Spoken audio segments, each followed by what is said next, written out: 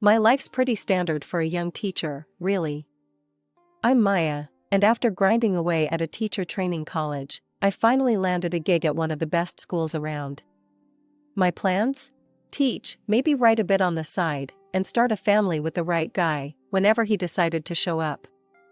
That right guy thing happened faster than I expected, courtesy of my college buddy, Jess.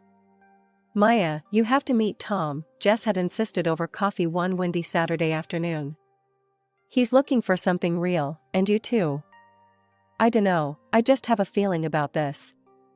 Tom and I met at a local dive bar that evening. He was easy to spot, a head taller than most and with a laugh that filled up the room. I was nervous, fixing my hair like 100 times, but when he smiled, all that anxiety melted. Hey, you must be Maya. Jess hasn't stopped talking about you. No pressure, right? Tom joked, pulling out a chair for me. Yeah, no pressure at all, I laughed, settling down. Just deciding the course of my future in one evening. We hit it off instantly. Tom was in finance, a bit dry for my taste, but he made it sound like an adventure every time he talked about his day. He loved hiking, hated sushi, and had a soft spot for cheesy 80s movies. 2 years later, we were setting up our own little home. The wedding was nothing fancy, just close friends and family in a small garden ceremony.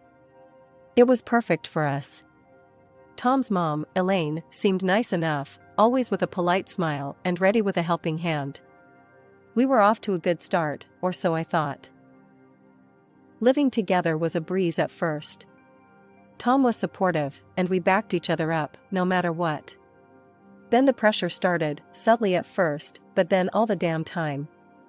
Maya, when are you two giving me a grandkid? You know, Tom's my only shot at this. Elaine would drop casually into conversation every time she visited. It was like a broken record, each time more pressing than the last. I tried to play it cool, keep the peace. We're working on it, Elaine. These things take time, I'd say, forcing a smile while chopping veggies or setting the table. After dinner, as we were cleaning up, Tom turned to me, his expression softening. Hey, sorry about Mom. She's just eager. We're okay, aren't we? Yeah, we're okay, I assured him, though part of me wondered just how long we could keep batting away the pressure before it started to crack something inside us. Living with the constant pressure to start a family was like walking on eggshells that kept stacking higher. Elaine's reminders were relentless, and with each visit, her patience seemed to wear thinner, like sandpaper against my already frayed nerves. It was a sunny Saturday morning, and Tom and I were enjoying a rare day off together. We were in the middle of a lazy breakfast when Elaine's car pulled up. Before she even stepped in, I knew we were in for another round of her grandkid campaign. Morning, you two. I was just at Linda's grandkid's christening. Adorable little thing. So, any news on my future grandchild? Elaine breezed into the kitchen like a whirlwind of expectation. Tom choked on his coffee, coughing a polite morning, Mom. I plastered a smile on my face, bracing myself. Hi, Elaine. We're just enjoying our breakfast. Want some coffee? I offered, trying to divert the conversation. No, I'm fine. Just here for a quick chat. Maya, you're not getting any younger. You know, it's all about timing. You need to be more proactive. Maybe see a doctor, or try those fertility treatments I was reading about, Elaine suggested, her voice a mix of faux concern and barely concealed urgency. I could feel the heat rising in my cheeks. We are perfectly capable of handling it, Elaine. And we will see a doctor if we think it's necessary, not because we're on a deadline, I snapped, a little louder than intended. Tom's hand found mine under the table, a silent plea for calm. Mom, really, it's our life. We'll take care of it. Let's not ruin a nice morning, he said, his tone firm yet respectful. Elaine sighed, a theatrical display of her frustration. I'm just saying, I want to see my grandkids while I'm still able to enjoy them. Is that too much to ask? There's more to our lives than just making babies, Elaine. We have careers, our own plans. I started, but Tom squeezed my hand, a gentle warning to tread lightly. I know. But remember, family is everything, Elaine retorted, her words sharp as she grabbed her purse. I'll leave you to your plans then. Just think about what I said, okay?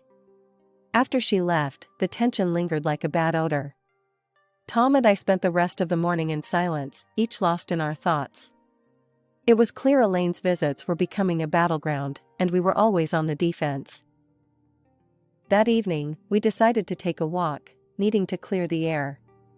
She's my mom and I love her, but I can't stand how she pushes us.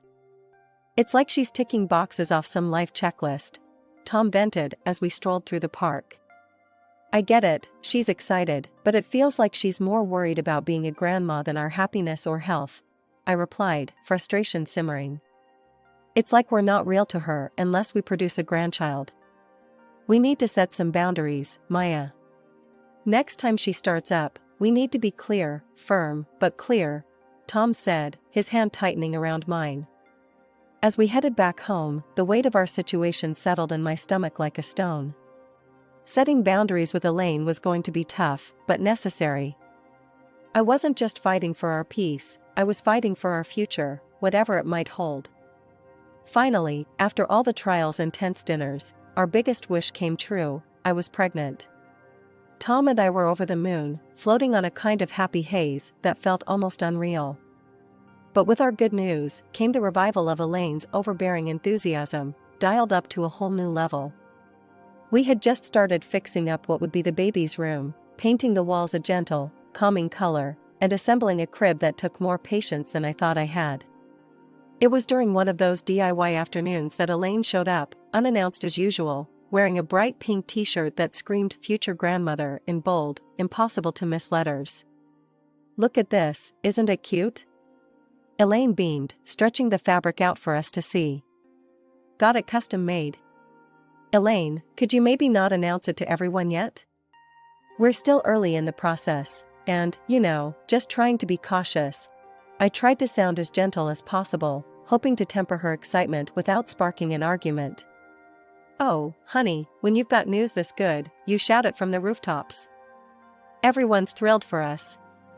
Elaine's voice rose with each word, her excitement bubbling over like a pot left too long on the stove. The next few weeks were a blur of Elaine's constant check-ins. She was always calling or dropping by, armed with old wives' tales about pregnancy do's and don'ts, making sure I ate this and avoided that, fussing over my schedule and sleep. It was suffocating. Elaine, I appreciate your help, really, but you hovering like this is stressing me out, I finally snapped one evening after she lectured me on the importance of prenatal yoga for the umpteenth time. The pressure didn't let up, though, and neither did my schedule. Balancing teaching with pregnancy wasn't easy, but I was determined to keep things as normal as possible. That is, until one day at school, halfway through explaining a math problem to my fourth graders, I felt a sharp pain that cut my sentence short. The room spun, the chalk slipped from my hand, and then darkness. I woke up in the hospital, the sterile smell of antiseptic flooding my senses, before my eyes even opened. Tom was there, his face pale and drawn, holding my hand like it was a lifeline. The doctors, they had to do a surgery, he whispered, his voice cracking. It was serious, Maya. You almost didn't, we lost the baby. The words hit like a physical blow, knocking the wind out of me. Tears streamed down my face, uncontrollable, bitter. I was alive, but at what cost? The doctor came in, his face somber as he adjusted his glasses. Maya, I'm afraid the complications were severe. You won't be able to have children in the future. This was a very rare and unfortunate situation.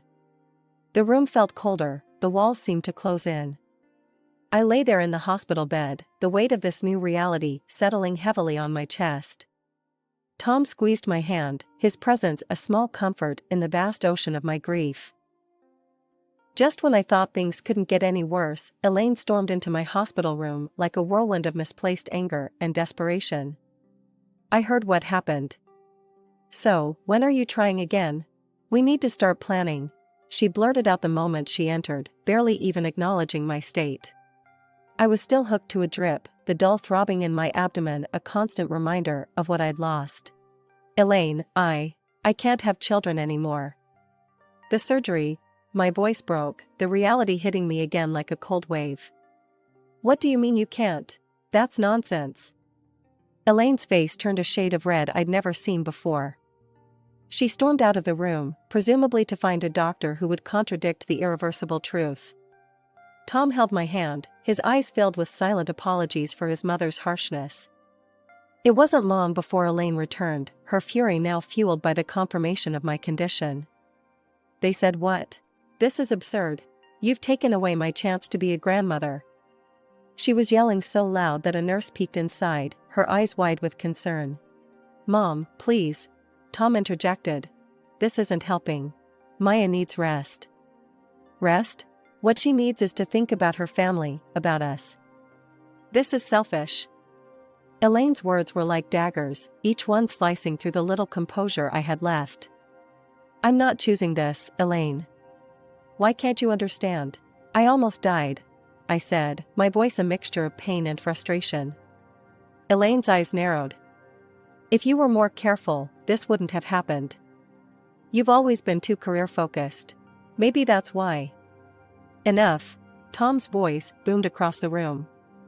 Mom, leave. Now. We'll talk when you're ready to be reasonable. But she wasn't done. Turning to me, her voice venomous, she hissed, You're not worthy of my son. You can't give him what he needs. You're not a real woman. Her words stung, burning into my memory.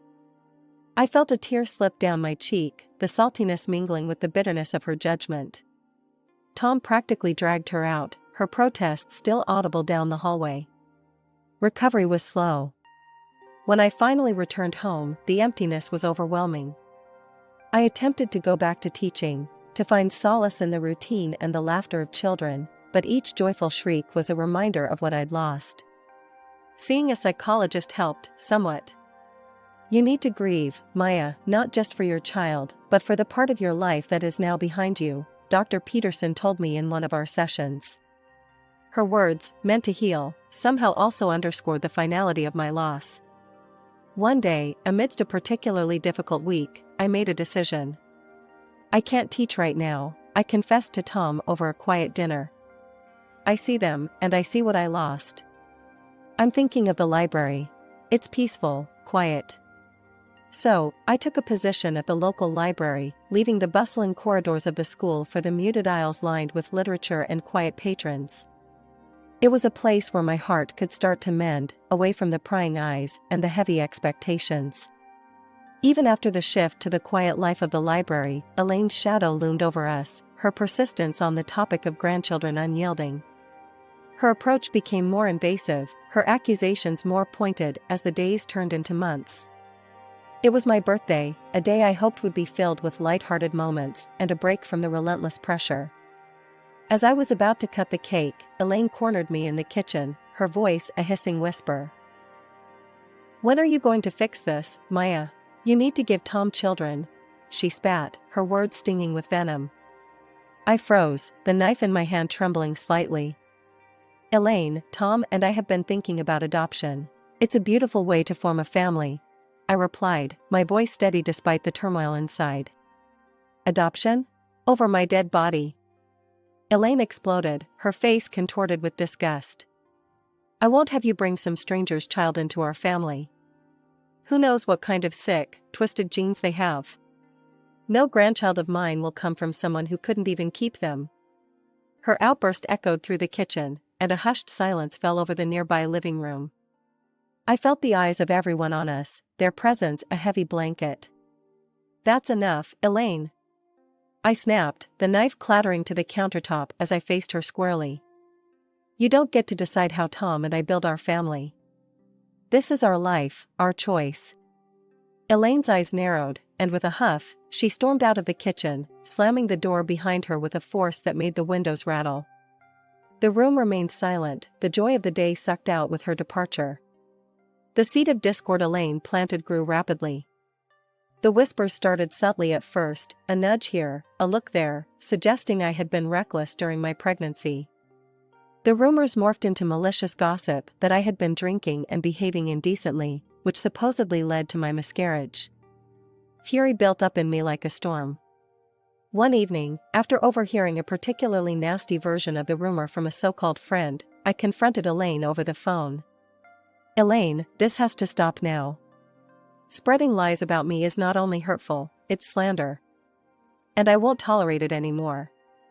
If I hear one more rumor, I'm going to the police, and I will sue you for libel," I threatened, my voice cold and hard. There was a pause on the other end of the line, a moment of silence that felt like the calm before a storm. Finally, she spoke, her voice low and devoid of its usual fire. "You wouldn't dare. Try me, Elaine. I'm done playing nice." After that call, the rumors stopped as suddenly as they had started. But the damage was done. The relationship was strained, the family gatherings now marked by a chilly formality that even the warmest smiles couldn't thaw. Life seemed to have returned to normal, but everything has changed, thanks to some perverted sense of humor. One morning, I found the first of many electronic postcards in my inbox. The image showed a smiling family, two parents with children playing around them, the picture of happiness. Below it, in cruel, stark letters, was written, "You will never be a mother." My heart sank, and a shiver ran down my spine. Who would send something so hateful? As if that wasn't enough, the physical manifestations of this hatred soon followed. One afternoon, upon returning from work, I found a box on our porch. Inside, grotesquely smeared with ketchup, were dolls. Attached was a note that twisted the knife deeper. "This is your fault. You are to blame for losing your child." I was horrified. Each new message, each package, felt like a blow to my already fragile state. Tears were my constant companions as I tried to grapple with the cruelty of these attacks. "Tom, look at this," I said one evening, handing him another vile package. My hands were shaking, my voice barely a whisper. "It's too much. I can't take it anymore." Tom was quick to act. "The neighbor, Mr. Jennings, he's got cameras all over his place. Maybe he caught something on video." We approached Mr. Jennings the next day, who was more than willing to help. He played back the recordings, and there, in clear, undeniable footage, was Elaine. The sight of her, stealthily placing those ghastly parcels at our door, was both a relief and a fresh hell. "Can't believe Mom would go this far," Tom muttered, disgust written all over his face. Armed with the evidence, we confronted Elaine at her house. The video was paused on the screen, her image frozen in the act of hatred. "Look at this, Mom. How could you?" Tom's voice was icy, his usual warmth gone. He pushed the laptop towards her, the betrayal in his voice echoing around the room. Elaine glanced at the screen, her expression unreadable for a moment. Then, without a hint of remorse, she shrugged. "She's spoiled goods, Tom. An inferior woman who can't carry on the family line. I did what I had to do, for you, for the family's sake." Tom stepped in front of me, his posture protective. "If you can't accept Maya, then you can't be a part of our lives. This is your last chance, Mom. Apologize, or we're done." Elaine's face hardened, her eyes cold. "I'm only doing this for you, Tom. She's taking you away from what you deserve."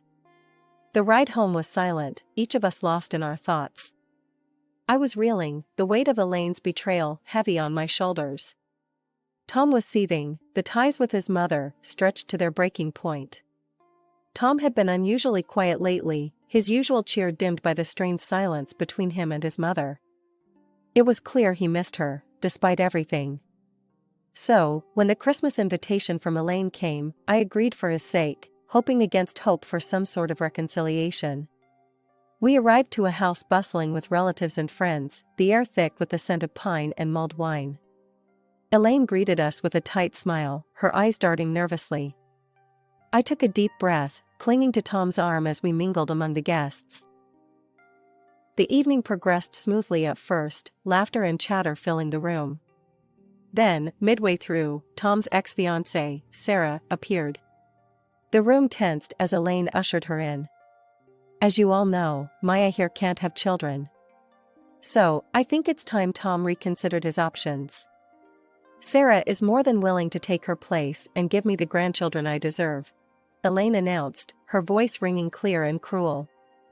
The silence that followed was suffocating. I stood frozen, my heart pounding in my ears. Tom's voice, low and furious, broke the silence. Mom, what are you talking about? I didn't agree to any of this. I couldn't hold it in any longer. How could you? My eyes scanned the crowd, landing on each face as I continued. Elaine has been tormenting me.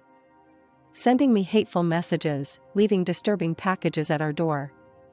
I pulled out my phone, showing the video from Mr. Jennings' camera. The footage played, revealing Elaine's vile actions for all to see. Murmurs of shock and disgust rippled through the room. Sarah, looking equally horrified, stepped forward. I had no idea about any of this. Elaine just invited me here under the guise of catching up. I'm actually engaged to someone else, and I'm not looking to disrupt that. She turned to me, her expression apologetic. Maya, I'm so sorry. I had no part in this plan. I never wanted children, which is why Tom and I split. The room was now a cauldron of whispers and stunned faces. Elaine's friends and relatives slowly started to leave, their expressions ranging from embarrassed to outraged. It was clear where their sympathies lay.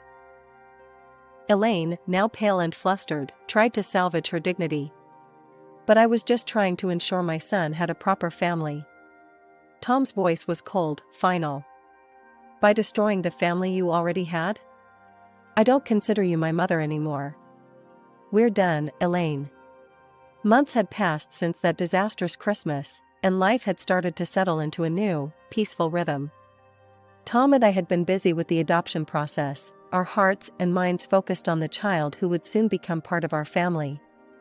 It was a time of hope and healing, but it wasn't long before Elaine tried to wedge herself back into our lives. One brisk morning, a knock at the door disrupted the quiet. I opened it to find Elaine standing there, eyes red, a picture of contrition. Maya, I've been doing a lot of thinking. I know I've made some terrible mistakes. Can we talk? Her voice trembled, and for a moment, I saw the vulnerability of a woman who realized she had gone too far. I'm listening, I said, guardedly, leaving the door ajar as a reminder that she was not welcome to step inside. I've been so foolish, so driven by my own desires, that I lost sight of what's important. I've hurt you and Tom deeply, and I'm sorry. Truly, I am. Can we start over? Please? Elaine, after everything that's happened, it's not that simple. Tom and I are moving forward with adopting a child. That's our focus now, I said, the firmness in my voice reflecting the resolve in my heart. The mention of adoption triggered something in her, her face contorting as the old prejudices bubbled to the surface. You can't seriously be considering bringing someone else's child into this family. It's wrong. That's exactly what we are doing, Elaine. And it's not your decision. It's ours. I shot back, my patience fraying. This is madness, Maya. You're making a mistake. A real family. No, Elaine. We're done here. Without waiting for her to respond, I closed the door firmly in her face, the click of the latch sounding like the final seal on our relationship. Inside, Tom was standing at the top of the stairs, having heard the exchange. Everything okay? He asked, coming down to join me. I think it finally is, I said, leaning into his embrace. I told her we're adopting, and she didn't take it well. It's really over this time. Tom nodded, his expression resolute. Let's make it official then. Together, we blocked Elaine's number on our phones and sent messages to our friends and family, explaining that we had decided to sever ties with her for the sake of our future family's peace and well-being. The adoption process moved forward, and each step brought with it a surge of excitement and anticipation. We filled out forms, attended interviews, and prepared a room filled with love and the promise of new beginnings. As the waiting drew to a close, I felt a pull towards my old life, the classroom. I returned to teaching, the joy of interacting with the children rekindling a light within me that had dimmed during those dark times. Standing in front of my class, I realized how much I had grown, how resilient I had become. The children's laughter echoed through the halls, a sweet sound that filled the empty spaces left by lost dreams. It reminded me that while some doors close, others open. And behind this new door was a future bright with the colors of hope and the laughter of a child who would call us mom and dad.